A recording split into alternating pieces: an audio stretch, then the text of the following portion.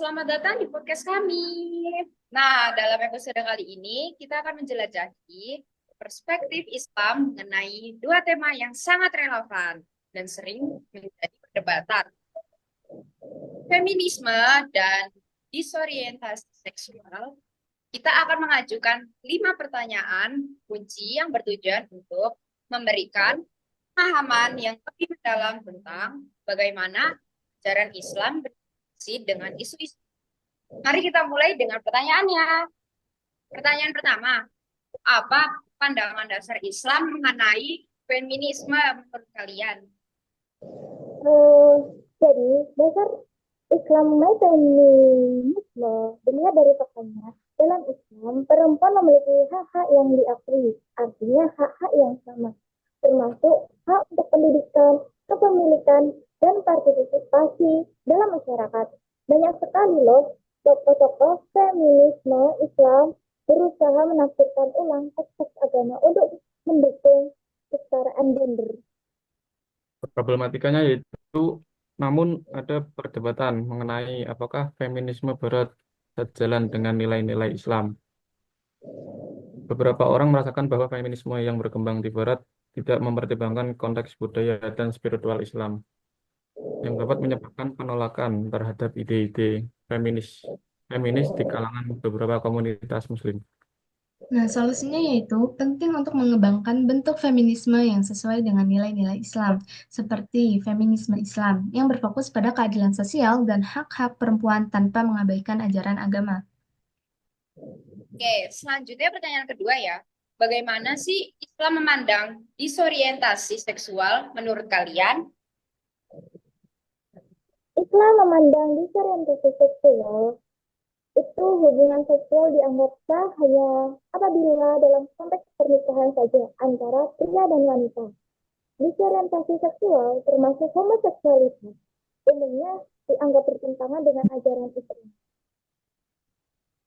Problematika hal ini sering kali menyebabkan stigma dan diskriminasi terhadap individu yang mengalami disorientasi seksual. Banyak orang merasa tersaing dan tidak diterima dalam komunitas agama mereka, yang dapat berdampak negatif pada kesehatan dan mental mereka. Solusinya, dialog terbuka dan inklusif di dalam komunitas Muslim dapat membantu mengurangi stigma. Pendekatan yang berbasis kasih sayang dan pemahaman terhadap dan pemahaman dapat menciptakan ruang bagi individu untuk berbagi pengalaman dan mendapatkan dukungan. Oke, pertanyaan selanjutnya. Apa tantangan yang dihadapi perempuan Muslim dalam memperjuangkan hak-haknya menurut kalian? Yang dihadapi perempuan muslim dalam memperjuangkan hak-haknya apabila dilihat dari segi umum dan faktanya, perempuan muslim seringkali menghadapi tantangan dari interpretasi patriarkal terhadap teks-teks agama, yang dimana hal ini dapat membatasi hak dan kebebasan mereka. Banyak sekali perempuan merasa terjebak dalam peran tradisional yang tidak mengakomodasi ambisi dan potensi mereka sendiri. Problematikanya adalah keterbatasan akses terhadap pendidikan dan kesempatan kerja, serta tekanan sosial untuk memenuhi peran tradisional. Seringkali menghambat kemajuan perempuan dalam masyarakat Muslim, sehingga memperlambat upaya untuk mencapai kesetaraan gender. Pendidikan yang lebih baik dan kesadaran tentang hak-hak perempuan dalam Islam sangatlah penting.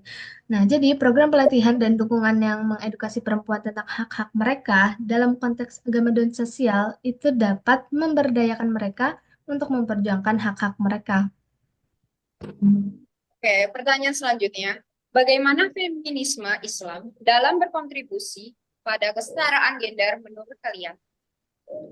Feminisme Islam sangat berupaya untuk menafsirkan ulang beberapa ajaran Islam untuk mendukung kesetaraan gender, di mana hal ini mencakup penekanan pada hak-hak perempuan dan perlunya keadilan sosial bagi perempuan itu dalam konteks moral dan spiritual mereka. Problematikanya adalah ada banyak interpretasi yang berbeda tentang feminisme Islam, yang dapat menyebabkan kebingungan dan perpecahan di antara perempuan Muslim mengenai cara terbaik untuk memperjuangkan hak mereka. Nah, solusinya itu dengan membangun jaringan pendukung di antara perempuan Muslim yang fokus pada pemahaman yang lebih komprehensif tentang feminisme Islam dapat membantu memperkuat gerakan ini. Dialog antar generasi juga penting untuk berbagi perspektif dan pengalaman. Nah, ini untuk pertanyaan terakhir ya. Apa sih solusi untuk mengatasi ketidakadilan gender dalam konteks Islam menurut kalian? Apabila dilihat dari faktanya, untuk mengatasi ketidakadilan gender dalam konteks Islam dapat dilihat dari berbagai sumber dan interpretasi teks yang patriarkal dan tradisi budaya yang mengakar, di mana banyak sekali perempuan merasa hak-haknya diabaikan dalam praktik sosial. Untuk problematikanya yaitu ketidakpahaman tentang hak-hak perempuan dan kurangnya pendidikan mengenai isu gender dapat memburuk-buruk situasi ini di banyak komunitas Muslim yang memerlukan pendekatan yang lebih inklusif. Nah, untuk solusinya yaitu dengan mengadakan seminar dan workshop tentang hak-hak perempuan dalam Islam, serta melibatkan ulama dan pemimpin komunitas dalam dialog tentang keadilan gender, dapat membantu mendidik masyarakat dan menciptakan kesadaran yang diperlukan untuk mendukung perubahan positif. Terima kasih telah mendengarkan episode kali ini. Kami berharap diskusi ini memberikan wawasan baru dan membuka pemikiran tentang bagaimana kita bisa mendukung kesetaraan dan keadilan dalam konteks agama. Jangan ragu untuk berbagi pendapat Anda melalui media sosial kami. Sampai jumpa di episode selanjutnya. Sampai jumpa. Desember ini insya Allah berikan rezeki yang ngalir deras seperti air zam-zam. Insya Allah Desember ini kita akan diguyur kuyup basah dengan rezeki yang berkah dan berlimpah. Dan di bulan Desember ini insya Allah kita tutup tahun ini dengan selaksa kebaikan dan kemaslahatan. Semangat terus teman-teman. Semoga Allah karuniai kita semuanya untuk senantiasa jadi hamba yang istiqomah sampai kita berpulang husnul khatimah. Barakallahu fiik. Pada akhirnya rencana Allah itu selalu baik, pasti baik.